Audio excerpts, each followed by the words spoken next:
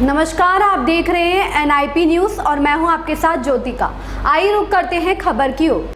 सरकार के निर्देशों के तहत भले ही प्राथमिक व जूनियर स्कूल खुल गए हों, लेकिन स्कूल खुलने के पहले दिन स्कूलों में बच्चों की संख्या नहीं के बराबर रही। प्राथमिक विद्यालय परिषदीय लालगंज में रजिस्टर में दर्ज 134 बच्चों के सापेक्ष 22 बच्चे भी मौजूद थे।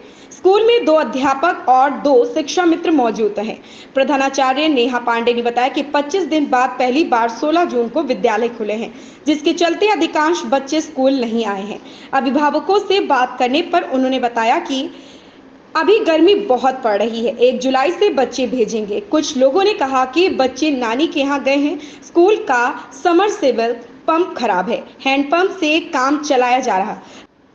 वहीं कंपोजिट विद्यालय धन्नीपुर में प्रधानाचार्य आशीष प्रताप सिंह से मुलाकात हुई। उनके यहाँ बच्चों की संख्या मात्र 12 ही थी। हालांकि विद्यालय के सभी शिक्षक मौजूद रहे। इसके अलावा विद्यालय में साफ सफाई कर्मी द्वारा की जा रही थी एवं बच्चों के लिए रसोईया MDM बनाती हुई मिली। लालगंज रायबरेली से NIP न्यूज़। मुझे बताइएगा अपने कि किस विद्यालय के प्रधानाचार्य हैं? जी सर, मेरा नाम हेमा पांडे, इंचार्ज प्रधानाध्यापक प्राथमिक विद्यालय लालगंज परिषद। मैम, आज 16 जून है और सरकार के निर्देशानुसार आज विद्यालय खुला हुआ है। कितने बच्चे स्कूल में आपके आए हैं और क्या कहना चाहेंगे इस अवसर पर?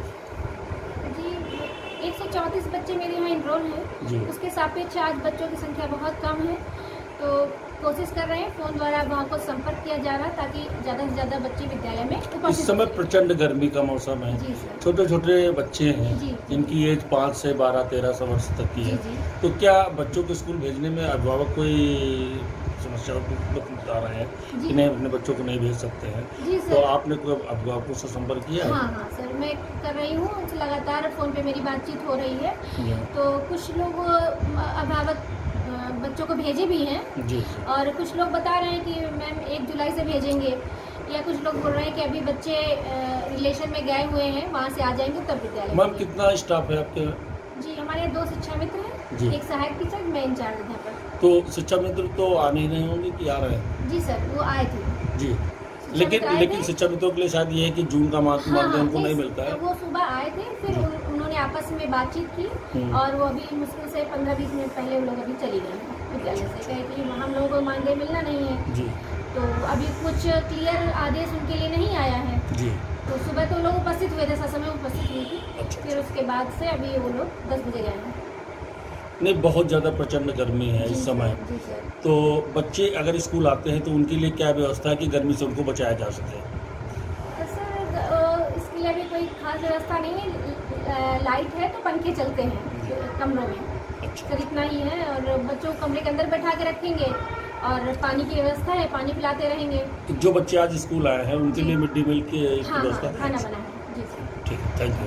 गुरुजी, सबसे पहले आपको परिचय जानना चाहेंगे। मैं आशीष प्रताप सिंह, प्रधान अध्यापक कंपोजिट विद्यालय धन्नीपुर, विकास लालगंज, जनपद रायपुर। गुरुजी, आज 16 जून है और सरकार की मंशा के अनुरूप इस विद्यालय आपके खुले हुए हैं। जो छात्र हैं, प्रचंड गर्मी है उसकी, तो क्या प्रचंड गर्मी में छात्र विद्यालय आए हैं या विद्यालय आने में भी वो असमर्थ हैं? नहीं, विद्यालय बहुत कम छात्र आए हैं। विद्यालयों में छात्रों की संख्या न्यून के बराबर है और उसका कारण है गर्मी का प्रभाव है। बहुत सारे बच्चे अभी अपने ननिहाल चले गए हैं या शादी ब्याह है वहाँ चले गए हैं। तो विद्यालय में बच्चों की संख्या बहुत कम है, क्योंकि पहली बार सरकार ये ऐसा प्रयोग कर रही है कि जो 15 जून से 16 जून से हम लोगों के विद्यालय खोले गए हैं जी। तो जब जितने बच्चे आए हैं, क्या उनके लिए आज भोजन की व्यवस्था? हाँ, भोजन की व्यवस्था पूरी की गई है। कितना स्टाफ है इस कंपोजिट विद्यालय में? इस कंपोजिट विद्यालय में 10 परमानेंट टीचर हैं और 4 जो है 2 अनुदेशक हैं, 2 शिक्षा मित्र। तो क्या अनुदेशक और शिक्षा मित्र आए हैं या नहीं? हाँ, आए हैं। लेकिन जैसे सरकार की मतलब उसके तहत उनको जुलाई से मानदेय मिलता है। इस विषय पर उनके संगठन के लोग सरकार से बात कर रहे हैं। अभी वो आज आए हैं, लेकिन वो ये जरूर कह रहे हैं कि अगर आगे जो है हमको मानदेय नहीं दिया जाएगा तो हम जून में बिल्कुल नहीं आएंगे स्कूल, हम जुलाई से ही स्कूल आएंगे। सुनने में आया कि जो आपकी जो सत्र था इसके पहले, उसमें ड्रेस का पैसा जो है डायरेक्ट बच्चों के खातों में चला गया है। तो काफ़ी विद्यालयों में शिकायतें आ रही हैं कि बच्चे ड्रेस पहन के नहीं आ रहे हैं, यूनिफॉर्म पहन के नहीं आ रहे हैं। क्या कहना चाहेंगे इस पर? देखिए, ये एक बड़ी विडंबना है कि सरकार ने 1100 रुपये अभिभावक के खाते में भेजे हैं। हम लोग अभिभावकों को मोटिवेशन दे रहे हैं, बार बार उनसे जा रहे हैं, बार बार उनसे एक तरह से रिक्वेस्ट कर रहे हैं कि बच्चों के लिए एक जोड़ी ही ड्रेस बनवा दें। फिलहाल 2 जोड़ी ड्रेस बननी है, जूता मोजा लेना है, उसमें बैग लेना है, लेकिन कोई अभिभावकों में ये स्थिति ये है, लगभग 30 से 40% अभिभावकों ने उस पैसे का उपयोग किया है, बाकी सारे अभिभावकों ने उसे अपने निजी कार्यों में पैसा लगा लिया है। सरकार का एक फरमान आ गया कि हम अध्यापक के खिलाफ कार्रवाई करेंगे।